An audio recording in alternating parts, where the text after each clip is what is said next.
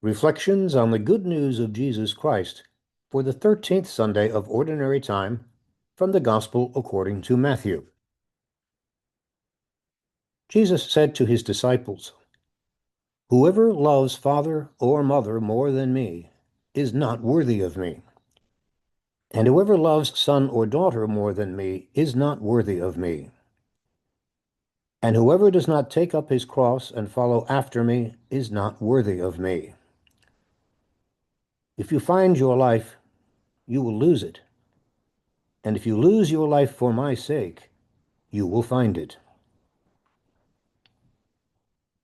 Whoever receives you receives me, and whoever receives me receives the one who sent me. Whoever receives a prophet because he is a prophet will receive a prophet's reward.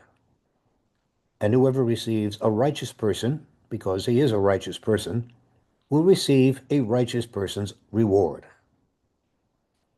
And whoever gives only a cup of cold water to one of these little ones to drink because the little one is a disciple, I tell you truly, that person will surely not lose his reward." The Gospel of the Lord.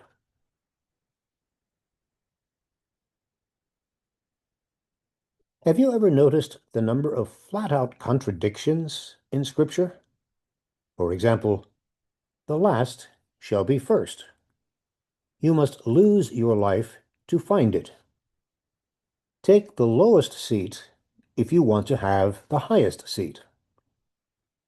The Son of Man came to serve, not to be served. A virgin will conceive. An old woman with an old husband will give birth to a child, and that happens more than once. We might have said that if we want to be first, we would have to get into the front of the line, not the end. And if we want to be alive, we must strive, work hard, and get ahead so as not to lose our lives, and so on. These are common sense, aren't they? Instead, this Sunday's Gospel is introducing us, gently and partially, to ways in which such common sense opinions do not go deep enough.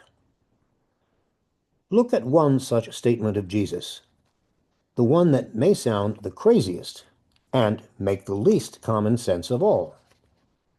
If you find your life, you will lose it, but if you lose your life for my sake, you will find it. What is Jesus talking about? Most of us probably learned, and from an early age, that life is about setting goals and then working hard, practicing hard, studying hard to achieve them. We're able to achieve almost anything if we are willing to strive hard enough. At least, that's the dominant message of our culture and many others. Life, how we form it, what we get out of it, what we make of it, is, to state it bluntly, up to us. However, going down that road may exact quite a price. A story may help. The company threw a lavish dinner to honor its CEO upon his retirement. His rise to the top spot in the company had been meteoric. His management of the company through tough times and boom times had been flawless. Everything he touched, it seemed, turned to gold. He had made himself, the company's senior managers, and stockholders very wealthy people. At the retirement dinner, the CEO addressed his remarks to the company's young executives. "I know you want my job, and I'll tell you how to get it. Last week, my daughter was married, and as I walked her down the aisle, I realized I did not know the name of her maid of honor, who was also her best friend.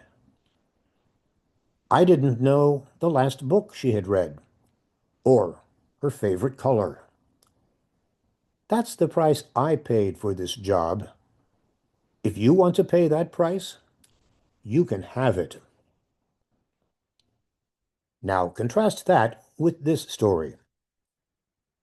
A certain woman said, "My dad was a doctor." That meant that there were a whole lot of people we kids didn't know whose claim on his time could disrupt whatever we wanted to do. Dad didn't think of his work as a career or a profession, but as a vocation, the work to which God called him and for which God had given him the necessary gifts. Mom supported him so much that long before celibacy was a topic of serious debate in the church, she used to say, "If a devoted physician can be married, so could a priest." She, more than anybody, understood the price of his dedication, and she shared it. She also understood the message of Jesus we just heard. The CEO has only begun to understand it. His pitiable valedictory to the young executives echoes Jesus' words. We can become so absorbed in building a career that we fail to develop our full potential and gifts as human beings and as sons and daughters of God. We can become so obsessed with creating and maintaining a lifestyle that we fail to live a life worth living. Christ calls all who would be his disciples, and that includes us, to lose life's obsessive, meaningless, and petty pursuits in order to find a life fully human, joyful, and meaningful. That self-made image of life, having life as I've designed it, must die if we are to become the unique image of God that God created each of us to be. And that will increasingly bring us a full measure of peace and joy. In other words, it isn't easy being a follower of Christ. He speaks today of the sacrifice demanded of his disciples and the suffering that they will endure for their faith. Yes, his words sound harsh to our ears, but to the people of his time, Jesus is just using extreme language, as he frequently does, not to be understood literally, but to make a point. Jesus was not attacking family life. He was saying that to be his disciples demands a complete commitment to his mission of reconciliation and peace in our families and elsewhere, setting aside anything that would distract us from that call. This gospel passage is one of many reminders that Christianity is much more than an armchair activity or a once-a-week time of prayer. In effect, Jesus is telling the disciples nothing, no commitment, no love, no desire can be more important than this calling. He went on to assure them, it will cost you your life, that is, life on your terms, and it will give you your life's meaning. But Jesus didn't stop there. He also promised, if you lose what you think is your life for my sake, you will actually find your true life. He is saying that his disciples can be like him, formed in his image. The disciples of Jesus live and work to demonstrate that there is an alternative to the way things have always been. Our example offers proof that the forces working against Jesus are doomed. The more we believe and act on this gospel truth, the more it becomes a reality in and through us. That is what the Christian vocation is all about. It's not essentially a matter of whether we are priests, teachers, religious, cooks, parents, physicians, farmers, or carpenters. The crux of the matter is whether or not we are willing to become images of God. whether our commitment to Christ is equal to the task before us. We are called to the kind of prophetic dedication that will lead people to know Christ's love because they have met us. Jesus said exactly that when he said, "Whoever receives you receives me." Paul, in his letter to the Romans, is making a similar point, but using a different image. He speaks of being baptized into Christ's death so that we might live a new life. Now, it helps if you know that in the time of Jesus, swimming was not a popular or even widespread skill. So, for most people, to enter into any large body of water meant going down and not coming back up. It meant death. In the first several centuries of Christianity, when people were baptized, that's how symbolically it was done, by immersion, meaning that they went submerged for a moment or two down into the water and then came back up, a symbol of dying to a former way of life, being buried in the water, but then emerging from the water to a new life as a follower of Christ. That symbolizes what we are all called to do, even after we are baptized, dying to anything that is not of Christ and rising to be an ever more authentic image of Christ. Something else we heard Jesus tell his followers was that the one who welcomes you welcomes me, and the one who welcomes me welcomes him who sent me. Hospitality in the ancient world, with no motels or Starbucks, was a matter of life or death. Especially in desert lands, travelers had to rely on the hospitality of strangers.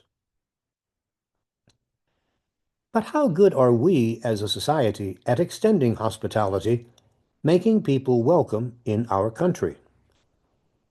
The homeless are often not welcome anywhere, locked outside by a society that does not want to adequately fund public housing, and pursued by the enforcers of laws that make it illegal to be homeless. Stories of exclusive institutions refusing to welcome people of color or Jews or women are still occasionally heard. Hardly a week passes when we are not told of yet another executive order making it more difficult, if not impossible, for immigrants to enter our country, even those seeking asylum from danger in their home countries. Shamefully, such orders have again been ratified by the Supreme Court just this week. As one White House official said, the door has been closed. So much for the sentiment expressed in the Emma Lazarus poem that has adorned the Statue of Liberty since 1903. Yes, there is much work to be done if the gospel message of Jesus is to become more real in our midst. As he said, "Whatever we do even to the least of our brothers and sisters, we do to him." It is a real challenge being followers of Jesus. None of us can do it alone. That is why we come together, even if virtually, to remind one another that we are not alone, that together we have committed ourselves to supporting each other in the great mission that, through our baptism, we have accepted from Jesus. Thanks very much for listening. Please feel free to share this with others if you wish, and consider subscribing to this weekly gospel reflection. There's no charge. You can find that at www.justanother.disciple.com. Once again, www.justanother.disciple.com. Thanks again.